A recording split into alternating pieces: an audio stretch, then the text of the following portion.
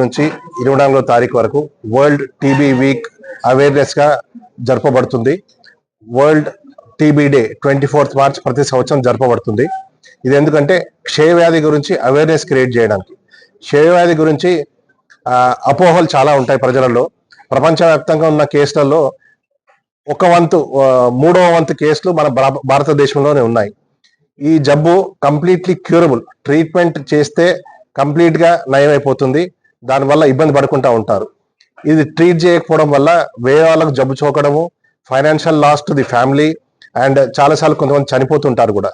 So అందరు కూడా దగ్గు, జ్వరము, నైట్ స్వెట్స్ ఇలాంటి సిమ్టమ్స్ ఉన్న వాళ్ళు మోర్ దెన్ 2 weeks దగ్గరున్న హెల్త్ కేర్ ఫెసిలిటీని సంప్రదిస్తే దాన్ని డయాగ్నోజ్ చేయడము, ట్రీట్ చేయడంలో చాలా దోహదపడతారు.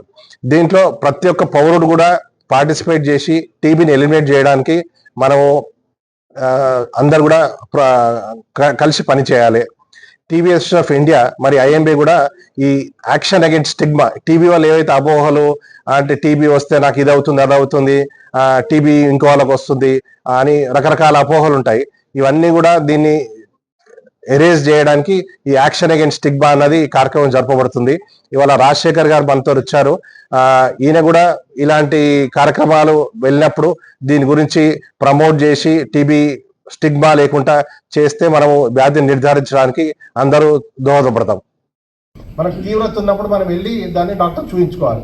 డాక్టర్ ఎగ్జామిన్ చేసి డిసైడ్ చేస్తాడు మీకు వేరే సిమ్టమ్స్ ఉన్నాయా, టీబీ లక్షణాలు కనపడుతున్నాయి అనుకోండి, ఒక ఎక్స్రే అడుగుతారు, లేదు తెవడ వస్తుందంటే తెవడ పరీక్ష చేపిస్తారు.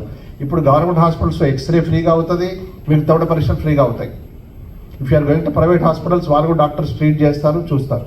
So diagnosis is very easy. Only thing is appropriate టైంలో పేషెంట్ ఉన్న ఫెసిలిటీస్ని అప్రోచ్ కావాలి.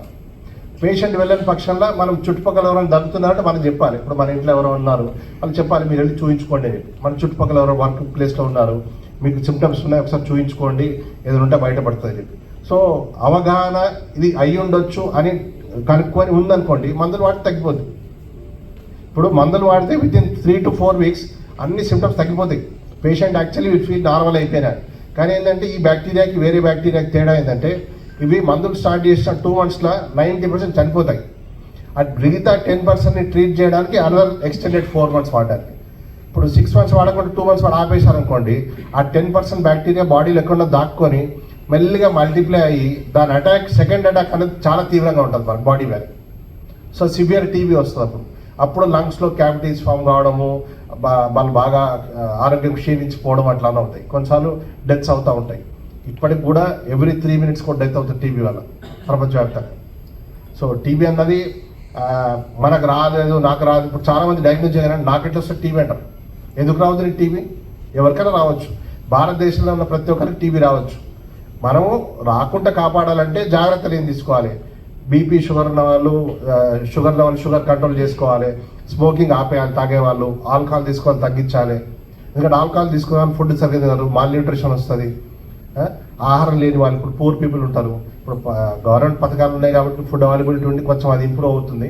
కానీ ఈ 5 risk factors గ్రూప్ ఉన్న వాళ్ళు చాలా జాగ్రత్తగా ఉండాలి, చూయించుకోవాలి. ఇప్పుడు ఎక్కడైనా కానీ గవర్నమెంట్ హాస్పిటల్లో ఫస్ట్ టైం డయాబెటీస్ డయాగ్నోజ్ కాగానే వాళ్ళకి అదే టైంలో టీబీ ఉందా అని చూస్తారు.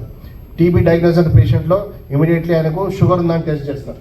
So these are all being done. ఇప్పుడు ప్రోగ్రామ్స్ ఎట్లా ఉన్నాయంటే మనకు తెలిస్తే cost wise is not a factor. ఇప్పుడు సార్ అన్నట్టు అందరు టీబీ పేషెంట్లకు డయాగ్నోసిస్కి ప్రతి హెల్త్ సెంటర్లో facilities are there now.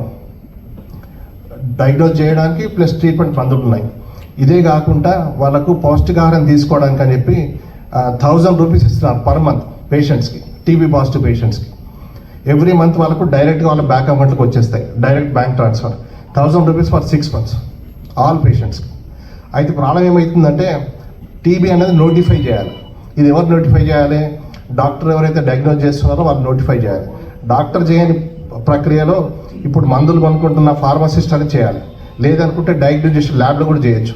So TB notifiable disease అయ్యి కూడా చాలా సంవత్సరాలు అవుతుంది. అది నోటిఫై చేయకపోతే యాక్చువల్లీ వీఆర్ పీనబుల్. బట్ గవర్నమెంట్ ఏంటంటే ఆల్రెడీ తక్కువ నోటిఫికేషన్ ఉంది, ఆల్రెడీ వీళ్ళ మీద యాక్షన్ తీసుకుని చేయట్లేదు. కానీ notification rates world wide plus మన దేశంలో కూడా 2020 నుంచి బాగా పెరిగినాయి. అంటే మనం గుర్తిస్తే ట్రీట్మెంట్ చేయొచ్చు.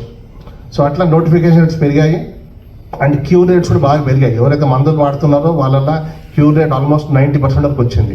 కానీ still we're having deaths because of TB. So మనందరం కూడా ఇవాళ నేను కోరేది ఏంటంటే, ఇప్పుడు డాక్టర్లకు ఒకరే బాధ్యత కాదు టీబీ అన్నది. ప్రతి పౌరునికి, మన దేశంలో ప్రతి ఒక్క పౌరునికి దీనివల్ల బాధ్యత తీసుకోవాలి. వాళ్ళ చుట్టుపక్కల ఉన్న వాళ్ళకి ఎవరికన్నా కానీ దగ్గు, జ్వరము, నైట్ స్వెట్స్ రావడము, ఆకలి కాకపోవడము, వెయిట్ లాస్ అవుతుంది అని అంటే 2 weeks కంటే ఎక్కువ చూయించుకొని దాని తగ్గట్టు ట్రీట్మెంట్ తీసుకుంటే కంప్లీట్ క్యూర్ అవుతుంది.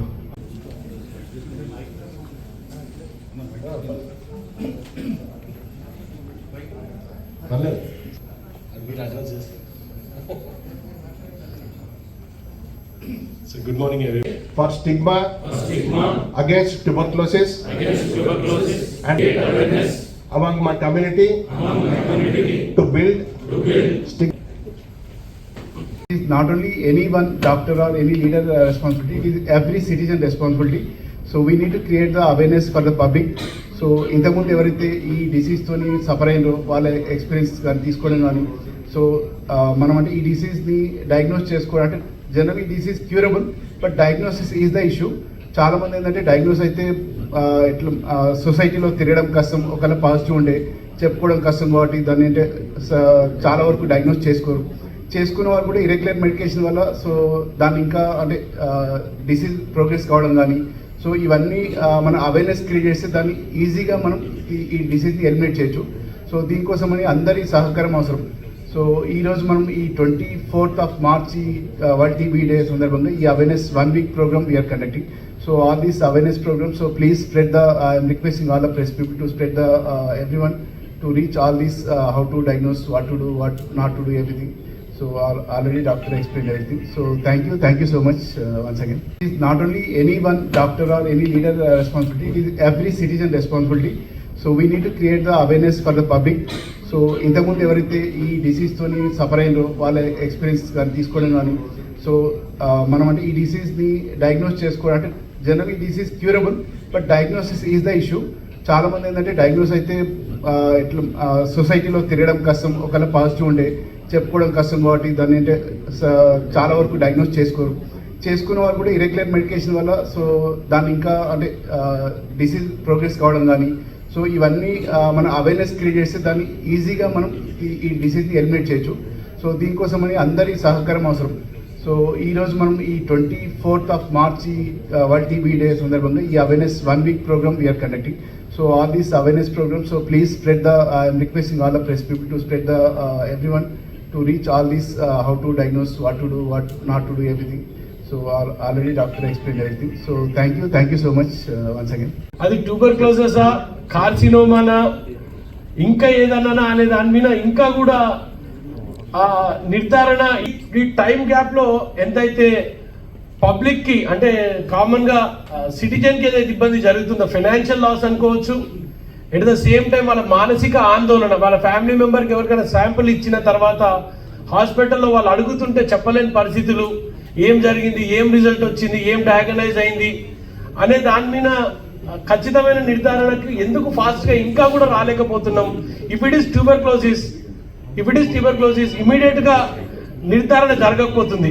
దానికి తోడుగా చాలా టైం తీసుకునే వరకు ఆ ఫ్యామిలీలో విపరీతంగా డబ్బు స్పెండ్ చేయాల్సి వస్తుంది. డిఫరెంట్ డయాగ్నోస్, సిటీ స్కాన్ అనుకోండి, ఎంఆర్ఐ అనుకోండి, at the same time sample collection చేసి లింఫ్ నోడ్ బయాప్సీ చేసి అవన్నీ కూడా చేసి డిఫరెంట్ పూణేకి పంపించడం అనుకోండి, డిఫరెంట్ డయాగ్నోస్టిక్ సెంటర్కి పంపడం వల్ల ఆ డిలే ఆఫ్ టైంలో పేషెంట్ మానసికంగా కూడా ఇబ్బంది పడుతున్నాడు. సో దీనికి కూడా మీరు మీ R&Dలో రీసెర్చ్ అండ్ డెవలప్మెంట్ టీమ్ని మీరు చెప్తేనే ఇవన్నీ జరుగుతాయి. So end of the day one practice maybe పబ్లిక్లో ఉన్న ప్రాక్టీస్ ఏంటంటే ఇన్ని డయాగ్నైజ్ చేయడానికి మా దగ్గర నుంచి చాలా డబ్బులు లాగేస్తున్నారు హాస్పిటల్స్ అని ఒక రాంగ్ ఫీలింగ్ అయితే 100% ఉంది. అది రాంగ్ ఫీలింగే కావచ్చు, కొన్ని హాస్పిటల్స్ చేస్తున్న నిర్వాహకం కూడా కావచ్చు. రీసెంట్గా మనం కిడ్నీ రాకెట్ కూడా చూసినాం, మన ఏరియాలోనే జరిగింది. వెరీ అన్ఫార్చునేట్ దానికి కూడా. కానీ ఇలాంటివన్నీ కూడా మీలాంటి పెద్ద పెద్ద డాక్టర్లు basically being a citizen we believe doctor as God. we believe every patient who admits in a hospital, doctor వచ్చిపోయిందా, అన్లెస్ అంటిల్ వాళ్ళకి ఆ డాక్టర్ నర్స్ వచ్చి చెప్పినా కూడా సాటిస్ఫై గారు. ఎవరైతే ట్రీట్ చేస్తారో ఆ డాక్టర్ వచ్చిపోయిన తర్వాతనే డిశ్చార్జ్ అని రాసిన తర్వాత అప్పుడు అమ్మ దేవుడు బతికించిండ్రా నాయన అని. ఇది చాలా ఇంపార్టెంట్ అది. ఎందుకంటే ట్యూబర్క్లోసిస్ అనేది నేను ఇప్పుడే చెప్పిన ప్రతి ఫ్యామిలీలో ఎవరెవరు దానికి అట్రాక్ట్ అయి ఉంటారు ఇప్పటివరకే. సో బేసికల్గా ఫుడ్ విషయంలో జాగ్రత్త తీసుకోమని చాలాసార్లు మేము ఎవరైనా ఇష్యూస్ వచ్చినప్పుడు మేము సార్ దగ్గరికి వచ్చినప్పుడు సార్ల వాళ్ళ దగ్గరికి వచ్చినప్పుడు ఫుడ్ విషయంలో చాలా క్లియర్గా మాకు చెప్తున్నారు. హెల్దీ ఫుడ్ తీసుకోవడం వల్ల కూడా ఇవన్నీ దూరం అవుతాయి. నేను యూకేలో ఉన్నప్పుడు నా ఫ్రెండ్కే ట్యూబర్క్లోసిస్ వచ్చింది. హైదరాబాద్ వచ్చి వెళ్ళిపోయాడు, ట్యూబర్క్లోసిస్ వచ్చింది, మందులు వాడుతున్నాం, బట్ అది చాలా తీవ్రంగా వెళ్ళిపోయింది. కాలే ఒక 8 రోజులు హాస్పిటల్లో అడ్మిట్ చేయాల్సి వచ్చింది. మేమే అందరం పోయినాం. We are worried. ఇప్పుడు సార్ అన్నట్టు discrimination, everywhere there is a discrimination.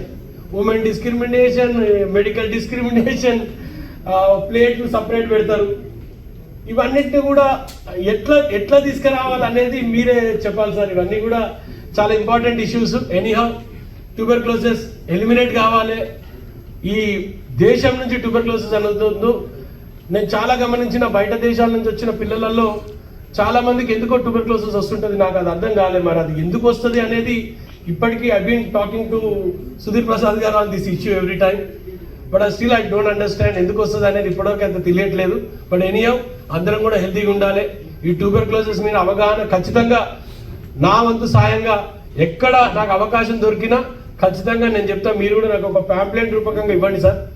Maybe me hospital లోగోతోనే ఉండొచ్చు, I don't mind. Actually end of the day కొందరికి మంచి జరగాలంటే ఎవరో ఒకరు ప్రమోట్ చేయాలి, ఎవరో ఒకరు మార్కెటింగ్ చేయాలి. ఎవరు మార్కెటింగ్